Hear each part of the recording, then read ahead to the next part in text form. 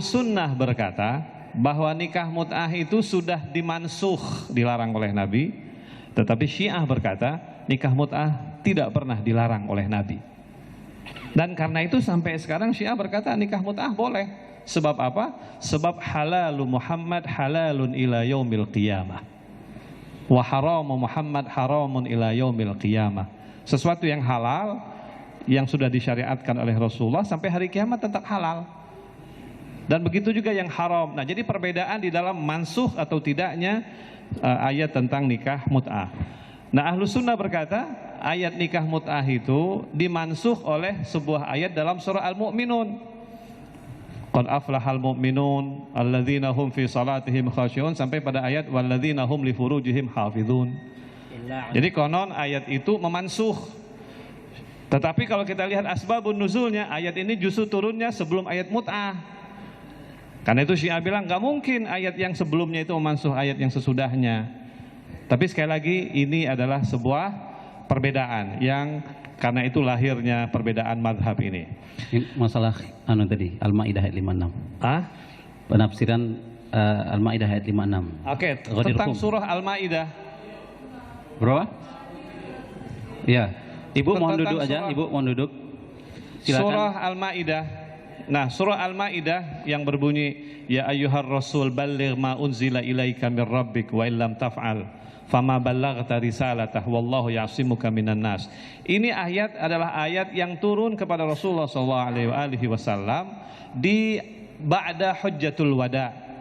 Setelah Nabi pulang dari haji wada yang terakhir, turun firman Allah di mana Allah memerintahkan kepada Rasul untuk menyampaikan apapun yang sudah disampaikan, diturunkan kepada Nabi. Kalimatnya, kalau bapak dan ibu-ibu baca terjemahannya sangat paham itu maksud ayatnya. Artinya ya ayyuhar rasul balligh ma unzila ilaika mir rabbik, sampaikan apa yang sudah diturunkan Allah kepadamu. Wa illam taf'al, sebuah ancaman.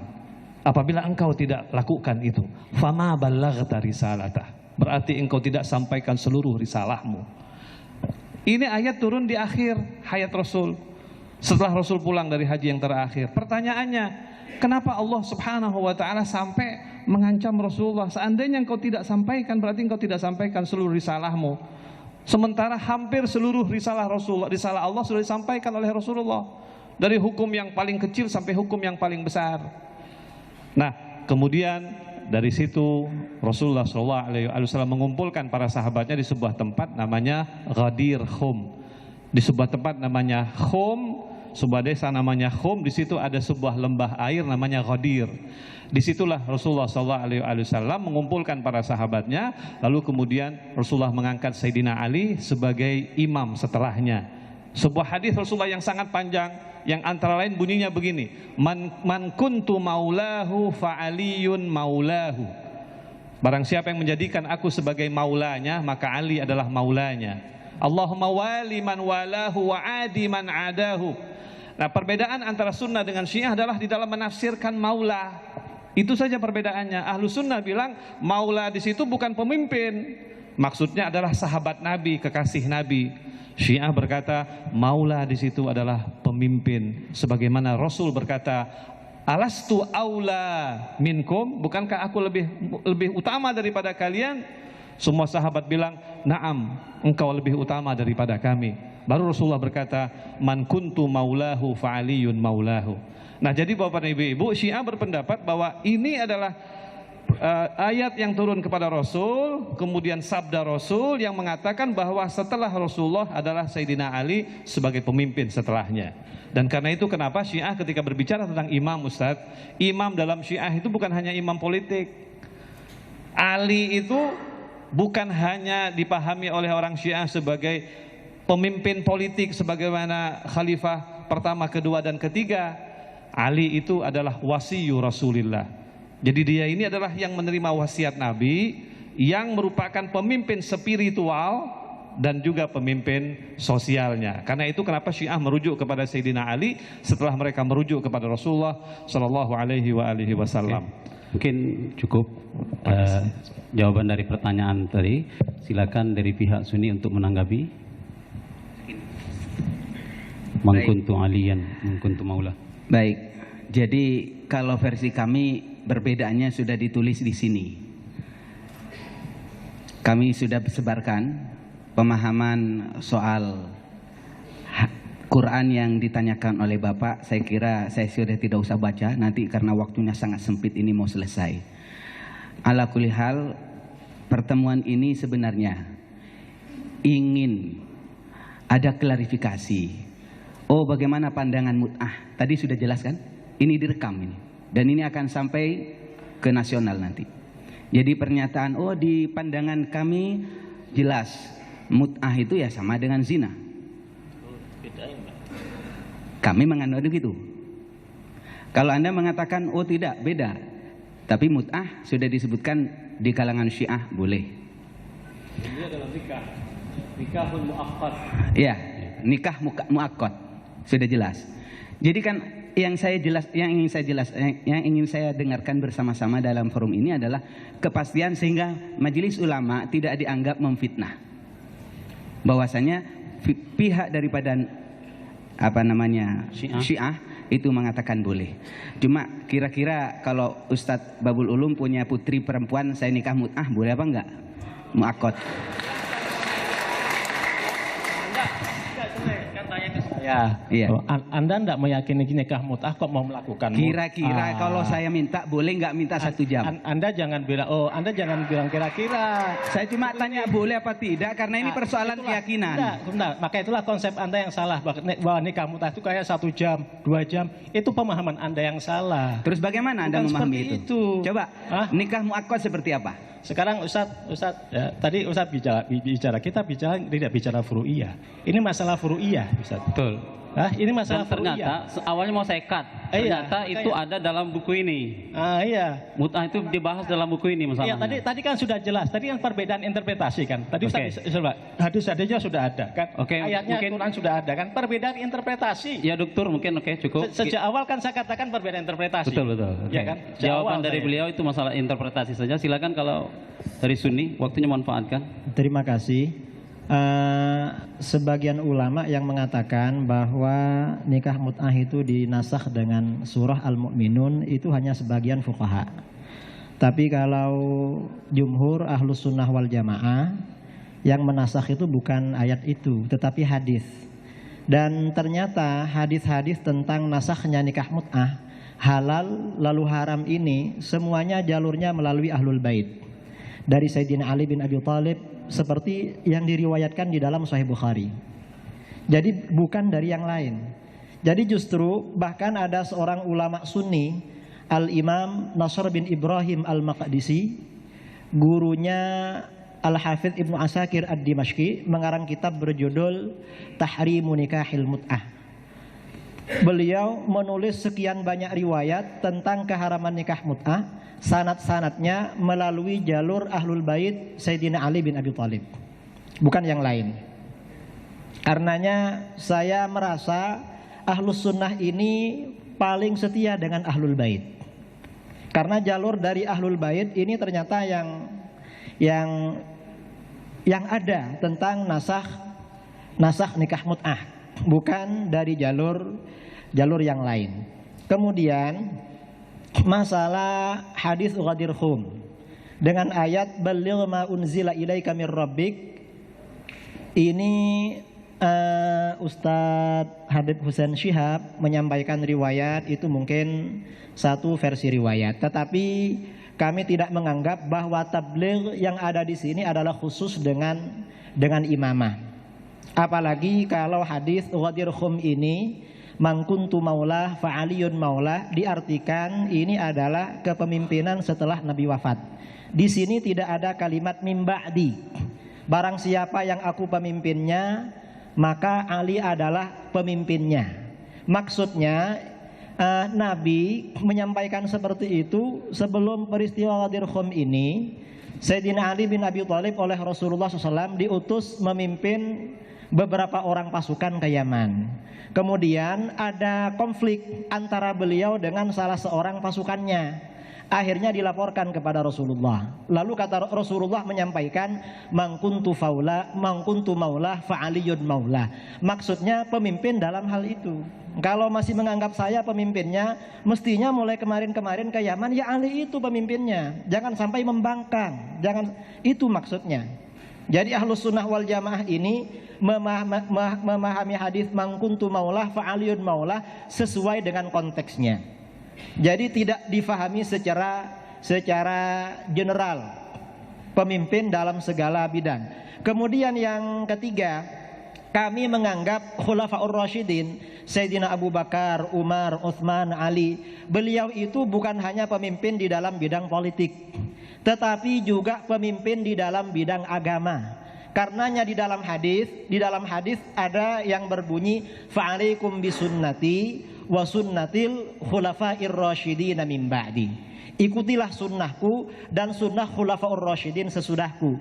Dan mereka adalah khulafaur rasyidin ini maksudnya Abu Bakar, Umar, Utsman, Ali. Nah, apa yang menjadi kebijakan khulafaur rasyidin ini sifatnya mengikat terhadap umat Islam dan wajib diikuti.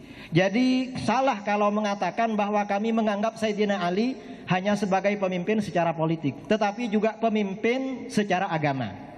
Apalagi Ahlus Sunnah wal Jamaah. Ahlus Sunnah wal Jamaah di Indonesia ini di antara celah-celah sholat taraweh, kalau sudah dapat empat salam, yang pertama biasanya Ahlus Sunnah ini imamnya mengatakan Al-Khalifatul Awwal, Amirul Mukminin Sayyiduna Abu Bakrin As-Siddiq. Ini simbol bahwa Khalifah Abu Bakar bukan hanya pemimpin secara politik, tetapi juga pemimpin secara agama dalam sholat taraweh.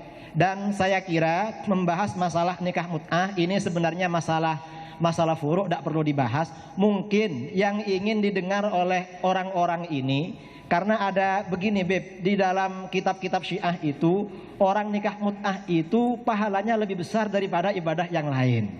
Ya mungkin itu hadis palsu, cuma itu di move ya oleh orang. Mungkin itu yang ingin ditanyakan karena dianggap ibadah.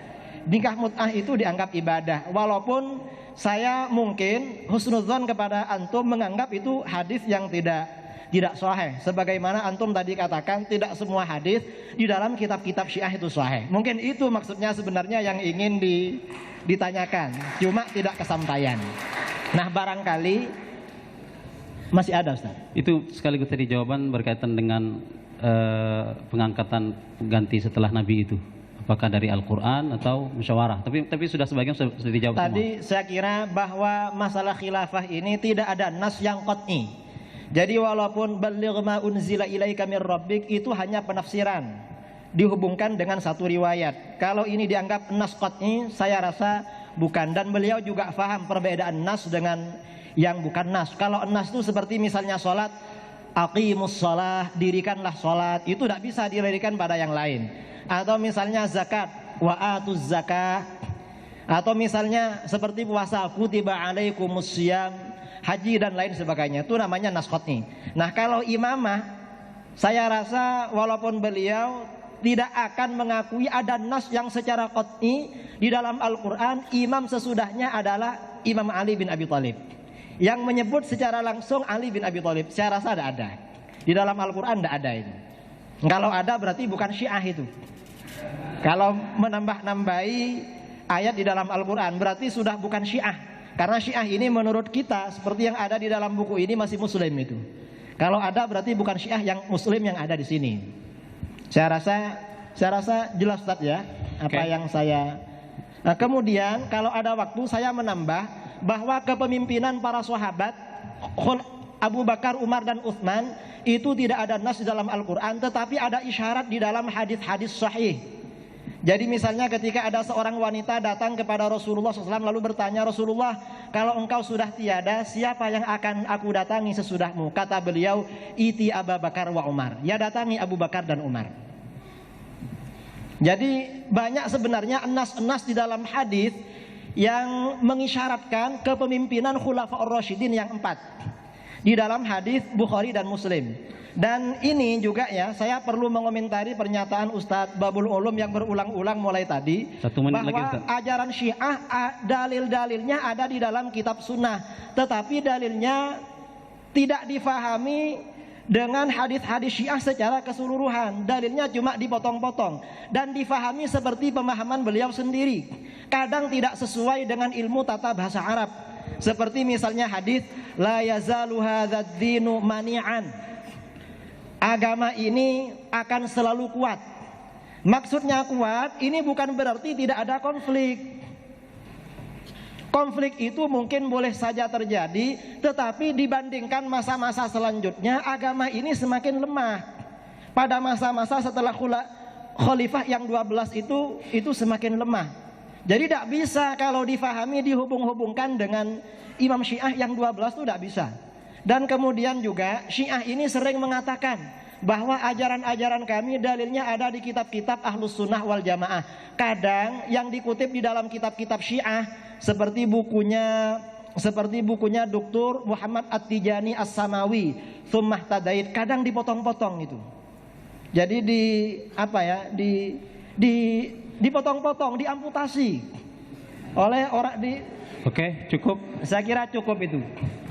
Bantahan dari kubu Syiah ini terakhir 5 menit kita waktu. Saya sedikit saja. Cukup. Inilah yang namanya perbedaan penafsiran ya. Saya sangat legowo, sangat berbesar hati dengan perbedaan yang ada, dan karena itu juga keberadaan Ahlus Sunnah wal Jamaah dengan Syiah itu sebetulnya bisa saja bergandeng bahu. Karena perbedaan hanya dalam penafsiran. Dan mereka sama-sama Muslim. Karena itu saya dan karena itu keluar misalnya fatwa Syekh Shaltut. Syekh Shaltut mengatakan bahwa Syiah adalah bagian daripada kaum muslimin. Bahkan dia mengatakan wa yajuzu ta'abbudu bi madhhabihi. Bahkan dia bilang wa yajuzu tanaqqul ittiba' madhhabi. Begitulah kira-kira. Jadi saya melihat bahwa perbedaan penafsiran adalah sesuatu yang wajar, dan memang forum ini karena suasananya, karena waktunya sangat singkat, maka nggak mungkin kita bisa membahas tuntas perbedaan-perbedaan itu. Penafsiran Ustadz saya bisa jawab 100%. Penafsiran saya bisa dijawab oleh Ustadz 100%. Sama-sama kita mampu menjawabnya. Karena itu saya ingin misalnya sama Ustadz kita dialog, ya. Misalnya saya disaksikan oleh siapa, betul-betul kita dialog sesuai dengan referensi yang kita miliki bersama dengan lapang dada sebagaimana para ulama dahulu dengan lapang dada. Mungkin kita cukupkan waktunya, nampaknya kita cukupkan. Kalau mau kita lanjutkan, kita sediakan waktu khusus nanti itu. Ya, karena bagaimanapun waktu sangat terbatas. Saya tanya audien, mau lanjut lagi atau cukup?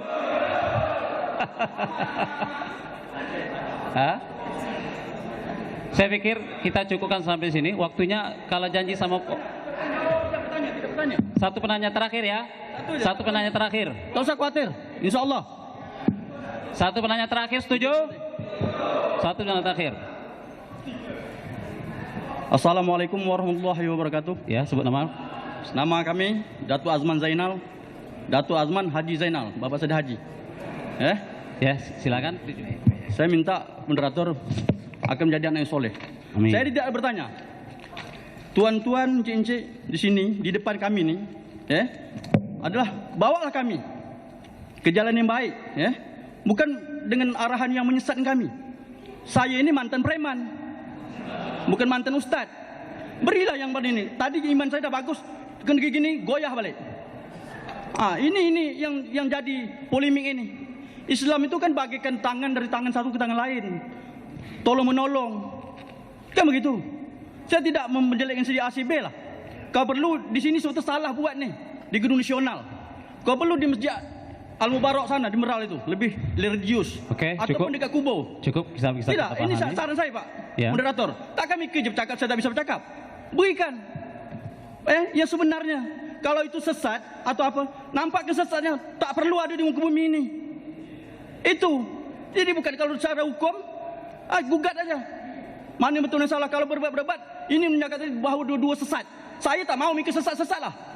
Saya tak mau. Saya ingin surga. Ada 3 golongan Pak Moderator. Nak masuk surga ada 3 golongan. Ya, ditahan Allah.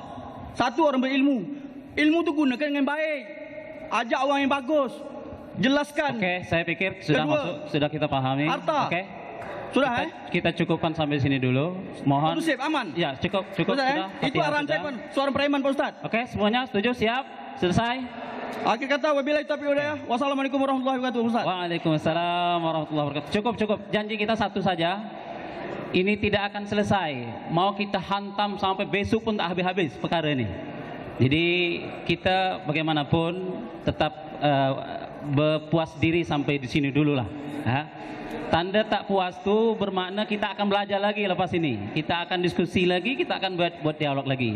Ini bukan dialog terakhir ini. Ini kena bau pertama aja kita buat hari ini.